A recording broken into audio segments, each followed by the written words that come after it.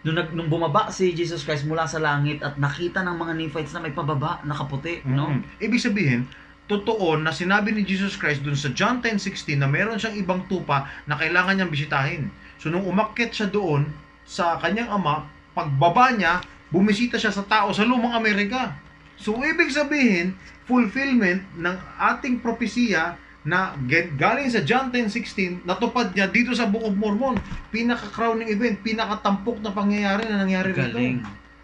Ang kakaiba pa ngayon, story time, ang kwento natin, si Jesus Christ, nung siya ay namatay, di ba? Ito yung kwento niya. Siya ay nagsabi sa mga apostoles niya, nagsabi siya na meron siyang ibang tupa, pinatay siya ngayon. Anong ginawa sa kanya? Pinako siya sa krus. So, nung pinako si Jesucristo sa krus, siya ay namatay. After 3 days, nabuhay siya. Nabuhay siya ulit. Nung nabuhay si Jesus Christ, pag akit niya sa kanyang ama, kasi nakita siya ni Magdalene. Sabi niya, nakatalikod pa si Magdalene. Sabi ni Magdalene, ibalik niyo siya sa akin kung ako na lang ang mag-aano sa kanya. Di ba? Kasi akala niya, kinuha yung katawan ni Jesus Yung pala, Christ. kausap na niya. Si Jesus Christ. the resurrected Lord na pala yung kausap. Pagtingin niya, nagulat siya si Jesucristo. Sabi niya, huwag mo muna akong hawakan. Sabi niya, huwag mo muna akong hawakan. Sabi ni Jesucristo, hindi pa ako nakakapunta sa kinaroroon ng aking ama. Tama. Okay. So, si Jesus Christ umakyat siya. Pero confirmed din na alam ni Magdalene na buhay na si Jesus Christ. Siya nang nagbalita sa mga apostles. Sabi niya, humayo ka, sabihin mo sa kanila na buhay ang Diyos. Na nakita na niya. Dali-dali siya. Tuwa siya, di ba? Excited. Tuwa siya, di ba? So yung sinabi niya doon sa 11, merong wala doon eh. Si Thomas. Si Thomas. Kasi nagda-doubt. Kaya nga tinawag siyang doubting Thomas eh. Kasi nagdududa pa siya kung talaga nabuhay si Jesus Christ. Which is, sa same evening, same day, yung gabi, bumalik si Jesus Christ. Doon na siya nagpakita doon sa 11. Wala doon si Thomas. Oo. Chapter 20, verse 26, at pagkaraan ng 8 araw ay muling nasa loob na ng bahay ang kanyang mga alagad at kasama nila si Thomas. Dumating si Jesus. Nung unang dating ni Jesus Christ pala, wala doon si Thomas. Okay? Pero nung after 8 days pa ang nagdaan, bumalik si Jesus Christ, nandun na yung mga alagad niya at nandun na si Thomas. Dumating si Jesus nang nangapipinid ang mga pinto at tumayo sa gitna at sinabi, kapayapaan ang sumainyo. So, ang tanong ko dito, Kuya Jack, saan nang galing si Jesus Christ at anong ginawa niya noong 8 araw? Ay wala namang sinabi dito kung saan siya nagpunta. Alam mo yun nga pinag-uusapan. Pwede ba natin sabihin na? Alam mo yun nga lang ang pinag-uusapan natin si Jesus Christ nagpakita siya after niyang mapunta sa ama. Bumaba siya. Oo, di ba? Nagpakita siya sa mga apostoles. Hindi naman niya sinabi, bumalik ba siya? Kasi sinabihan niya si Mary, okay, pupunta ako sa ama ko, pero sabihan mo na yung mga apostol. Pero ang kamangha-mangha rito, may nabasa pa tayo, pagkatapos ng 8 araw. Saan siya nagpunta nun? Ngayon, ang gusto mong malaman kung saan siya pumunta ng 8 araw, kakaiba ka rin eh. Oo. Kaya dito ko napag-alaman, Kuya Jack, na nagtutugma eh. Nagpakita si Jesus Christ dito, sa isang account dito sa 3 Yes, 5. ito, tingnan mo Dito, introduction. Okay? Nasabi dito, tingnan mo. Okay. Sabi sa introduction, the crowning event recorded in the Book of Mormon is the personal ministry of the Lord Jesus Christ among the Nephites soon after His resurrection. Nung nabuhay siya, pumunta siya na resurrect, bumaba siya doon. So, ibig sabihin, Kuya Jack, sinasabi natin na ito ang crowning event. O, kumbaga, sa movie, itong pinakang climax, no? Yes. Kasagsagan talaga ng pinakamagandang parte ng movie. Oo. Nung bumaba si Jesus Christ mula sa langit at nakita ng mga Nephites na may pababa, nakaputi, no? Ibig sabihin, totoo na sinabi ni Jesus Christ dun sa John 10:16 na meron siyang ibang tupa na kailangan niyang bisitahin. So nung umakyat siya doon sa kanyang ama, pagbaba niya, bumisita siya sa tao sa lumang Amerika. So ibig sabihin, fulfillment ng ating propesiya na galing sa John 10:16, natupad niya dito sa Book of Mormon. Pinaka-crowning event, pinaka-tampok na pangyayari na nangyari dito. Ang kakaiba pa ngayon, na kasi malikot ang isip mo. Tingnan natin kasi napansin ko lang din talaga, kinuwenta ko eh. Actually, sa tagal ko alam mo, mga missionaries kami, pero ang likot ng isip nito eh. Hindi namin natuklasan ni Franz, nasaan siya nung 8 araw? Nakwenta ko kasi inisip ko lang noon, sabi ko, baka yun yung pagpunta niya sa Nephites. Tingnan natin. Sa mga Nephites. Tingnan mo kung bibilangin natin ang chapters ng unang pagbaba ni Jesucristo, makikita natin kung anong ugnayan ng dalawang ito. Oo. Tulad ng sinabi ko, hindi mo pwedeng paikutin ang Biblia ngayon pag meron ka magpo-prove na totoo ang Biblia. Oo. O subukan natin itong itugma kung paano ito nangyari.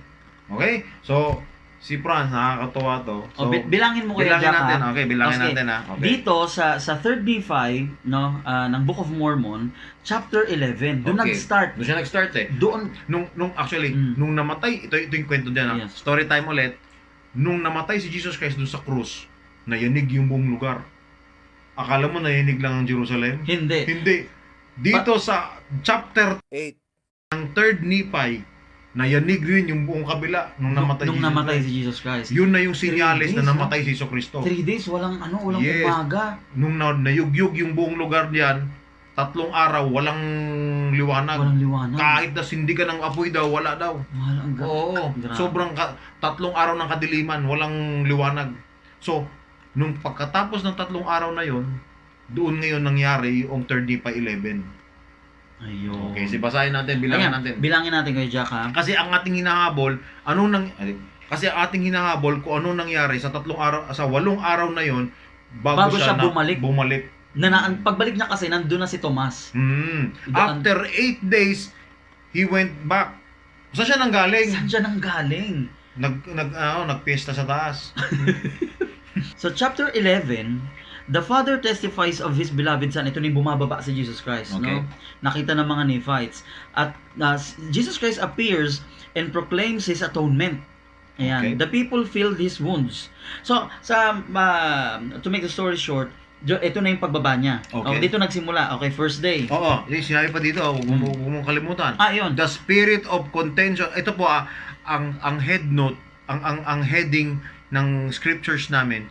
Heading niya yung summary kung ano Yung nangyari summary. sa buong chapter na yan, yan. okay? So sabi dun sa chapter na yan, the spirit of contention is of the devil. Christ's doctrine is that men should believe and be baptized and receive the Holy Ghost. Dalawa na yun baptize and receive the Holy Ghost. So ibig sabihin, kaya hindi kami nakikipag-contention, hindi kami nakikipag-away Pagtalo. bilang missionary, kasi yun din ang itinuro sa amin. Huwag kayo makipagdebate. It's of the devil. At saka, isipin din natin si Jesus Christ, paano ba siya nagturo? Nakipag-away ba siya? Hindi niya makipag-away. Nanakot ba siya? Hindi. Di ba? Iba ngayon parang nakakalungkot May kaliwanagan. mga kaibigan kasi nakakalungkot ngayon yung mga nangangaral is parang tinatakot ang mga tao. Saka huwag mo sirain yung kabila. Wala namang mananalo eh. Wag tayong manira. You can win an argument, Mm. but you can never win a person. Oo. So hindi tayo advisable na makipag-away. So kung meron tayong kaliwanagan at meron tayong alam sa katotohanan, ay pag-usapan natin.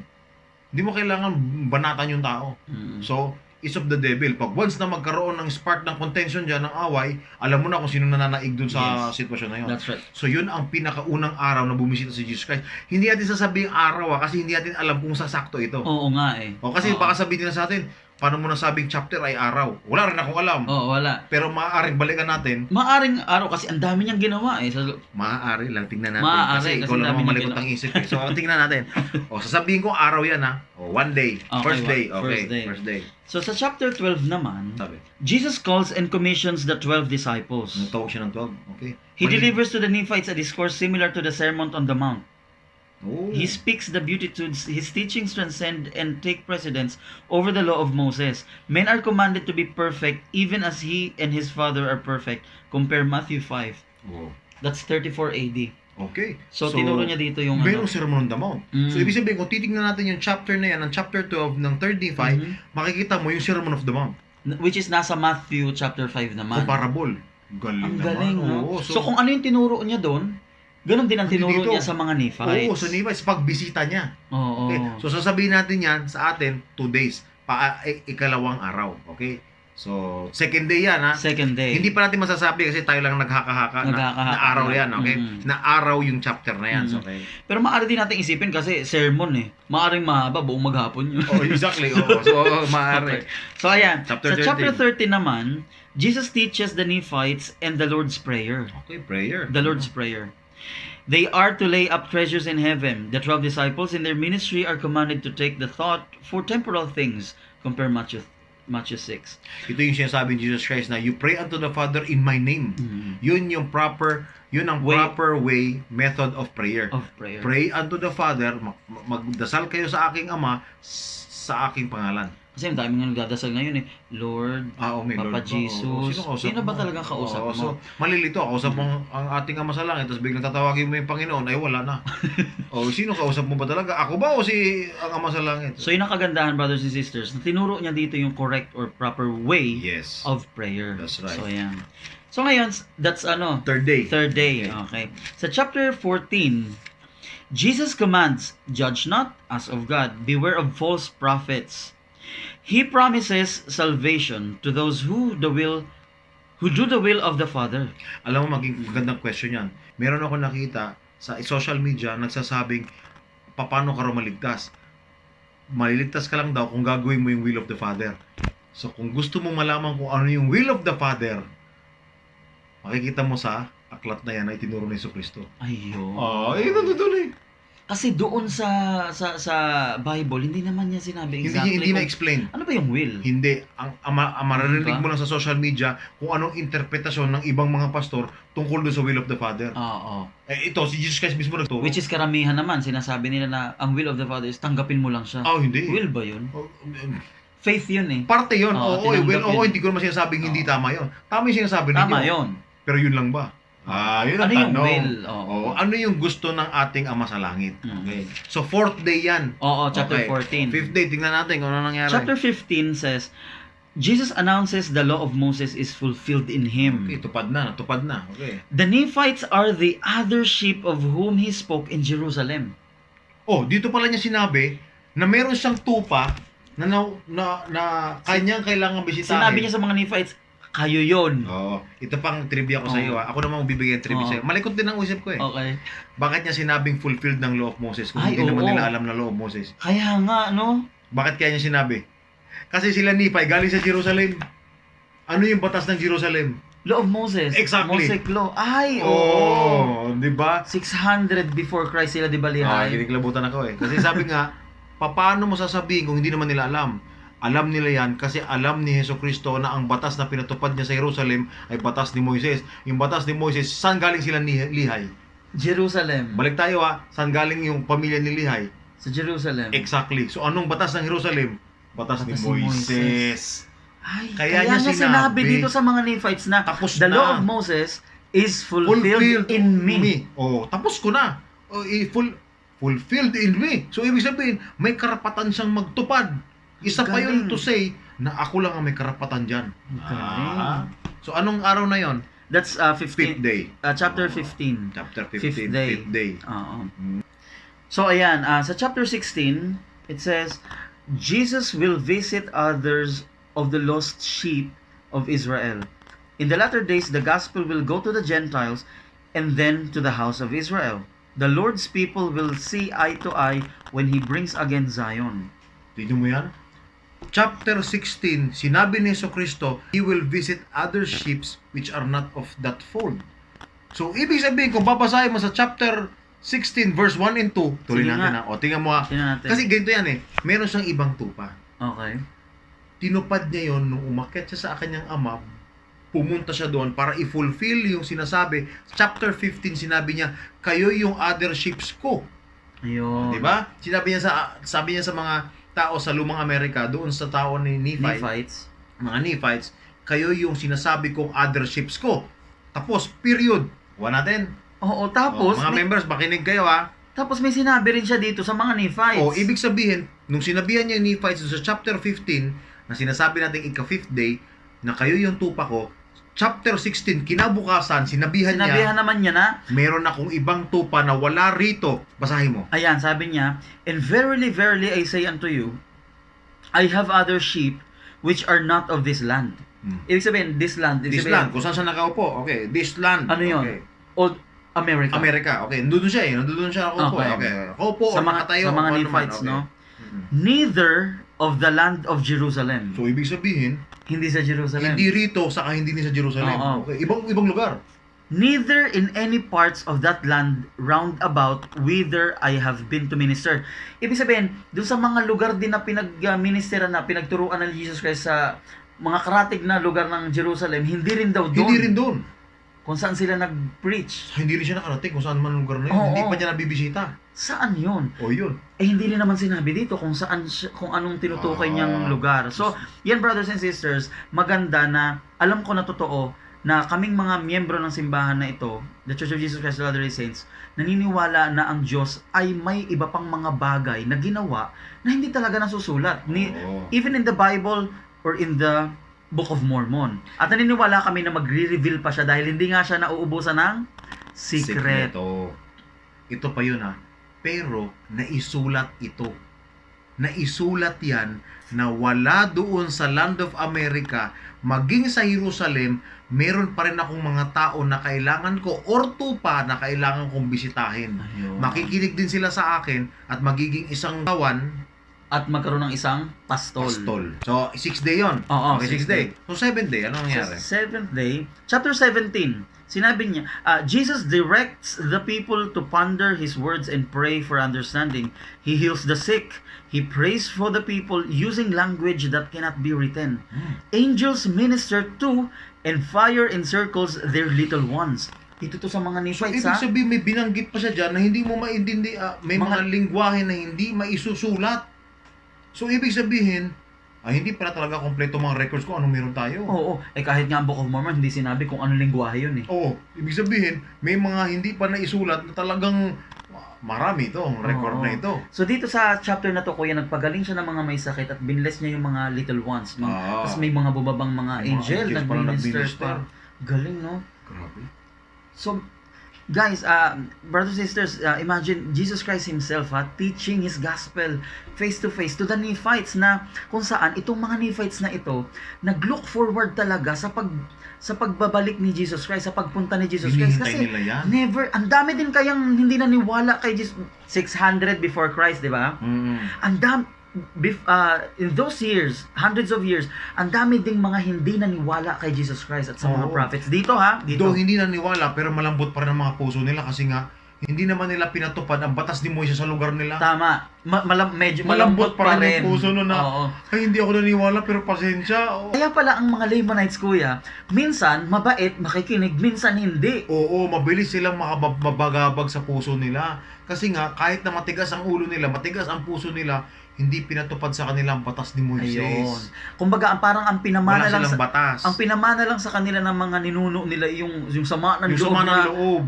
Pero ang kagandahan, hindi sa kanila pinamana yung batas na kailangan nilang sundin. Oo. Kasi kung sakali man itinuro nila yung batas ni Moises doon sa mga kanilang mga anak-anak, ay matigas ang puso noon. Oo, sigurado. O, bakit kayo nagpapatupad na hindi naman natin batas? Yari sila ngayon doon.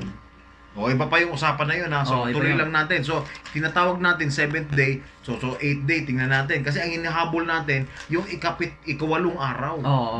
Ito yung ikawalong araw na we assume we assume lang natin. Okay ha. Jesus in chapter 18, Jesus institutes the sacrament among the Nephites. They are commanded to pray always in His name. Those who eat His flesh and drink His blood unworthily are damned. The disciples are given power to confer the Holy Ghost. Biruin mo yan. Confer the Holy Ghost. Ibig sabihin, pag kinonfirm mo yung Holy Ghost, it is a fulfillment dun sa Bible na sinabing, except a man be born of water and of the Spirit, he cannot enter into the kingdom of God. Yes. So, hindi mo mako-confer ang Holy Ghost kung hindi ka nag-baptize ng by Tubig water. at saka ng Espiritu. So Oo. magka-partner. So, binigyan sila ng authority to confer the Holy Ghost. Ibig sabihin, pwede nilang, after ng baptism, pwede nilang gawin i-confer yung Holy Ghost. Sinasabi kasi ng mga tao dito, maraming nabinyagan na ako, kaya huwag nyo na akong turuan. Oo. Yung iba ayaw talagang magpabinyag at Exactly. all kasi naniniwala na hindi doon kailangan yun. Exactly. Ang tanong ko ngayon, nabigyan ka ba ng Holy Ghost? Oo. Ibig sabihin, kung hindi ka nabigyan, Kahit 1,000 times ka pa kahit 1,000 times ka ilubog sa tubig at itubog dyan, parang ginto, itubog, na ilubog, Kung hindi ka mabibigyan ng Holy Ghost, Wala rin. Wala. Pero ibig sabihin, kung hindi ka nabigyan ng Holy Ghost, hindi rin yun doon. Hindi rin valid yun. At ito pa, meron akong gustong i-emphasize dito, kuya. Mm. Okay, let's say na nabinyagan ka sa tubig at saka sa espiritu. Let's say, That's right. sinasabi mo Okay, sinabi nila. The thing here is, yung nagbinyag ba sa'yo at nagbigay ng Holy Ghost, meron ba silang power Isa or pa authority? yun. Hindi ibig sabihin na bigyan ka, may otoridad yung tao na yun. Yes. Kasi sabi niya dito, si Jesus Christ mismo, doon sa pinili niyang 12 disipulo, He gave them power Mhm. to baptize. So, ibig sabihin, si to heal the Jesucristo sick. mismo nagbigay. Yes. Kasi alam mo sa To paniniwala each one natin, of them. sa simbahan ni Jesucristo ng mga banal sa huling araw, hindi po Mormons ha. The Church of Jesus Christ of Latter-day Saints, kung saan kami nabibilang, Mhm. okay? Pinaniniwalaan namin na ang otoridad namin ay galing sa Diyos. That's Bakit? Kaya naming i-trace kung saan galing ito. And that's what we are going to Discuss tackle. later on. Yes. Ang tawag namin dyan, line of authority. Alam namin at mapapakita namin kung saan ang galing ito. That's right. So, otorisado talaga, no? Exactly. Okay. So, yun, Kuya Jack, 8 days, 8 days yun. 8 days. So, from ibig chapter sabihin, 11 Chapter 11 to 12. chapter hanggang through 18. chapter 18, that's 8 days. 8 days. Ngayon, punta tayo sa chapter 9. 19. Okay. Chapter 19. Kasi dito natin masasabi kung anong nangyari sa ika-8 araw. Oo. Kaya natin masasabing ika-8 day. Oo. Kasi sabi sa John 20, ika-8 araw, pwede naman sabing ika-5 araw, ika-5 Mga araw, araw, ika-4 na araw. Kaya nga, no, ang galing, no? Bakit sinabi ika-8 araw? Ibig Ika-8 sabihin, talagang binilang. Sakto. Binilang. Bakit pa binilang? At saka ito pa, iniisip ko, Kuya Jack, hindi rin alam mismo ng mga apostles niya, yung 12 apostles kung saan siya nagpunta. Oo, di ba Kasi sabi- ang sinabi lang niya, after 8 days, Jesus came, Oo. ganon. Hindi man sasabi ng mga apostles niya na, saan ka nang galing 8 days? Hindi naman pwedeng, hintay ka namin, ang tagal mo naman. Hindi. Oo. Sinabihan lang niya si Mary, sabihan mo na sila na babalik ako. Oo. Pero after 8 days, bumalik siya. Ang tanong natin ngayon, anong ginawa niya nung 8 days? Kasi nga malikot ang isip mo eh. So, Yun. sige nga, Oo. So, chapter 19. fights. Verse 1, sinabi niya, and now it came to pass that when Jesus had ascended into heaven, Asa hindi ibig sabihin, umalis na si Jesus. umalis na siya dyan. So, ibig sabihin, sa chapter 19, verse 1, sinabi dyan, and it came to pass that Jesus, when Jesus had ascended, umalis na siya. Umalis na siya. Sa chapter 19, wala na siya. Ibig sabihin, dun pa lang sa 18, dun na natapos yung minister niya to the Nephites. So, ibig sabihin, kung sasabihin mo na he ascended in chapter 19, mapoprove natin na yung chapter 11 to 18 is araw talaga Araw ang binilang siya. nila. Oo. So, sakto na sa chapter 19, ika-8 day, yun na umalis na si Jesus. Umakit na siya ulit sa pagkatapos niya magturo. Okay, kiniklabutan ako. Ang galing. Ibig sabihin, Nag, si Jesus Christ, yung nagsasakto ito, fulfillment na umalis siya nung the 8th day na yon, umakyat siya, ascended, the 19 yun eh. oo, So umakyat kung, siya sa kung langit. isasakto mong bilangin, 8 chapters.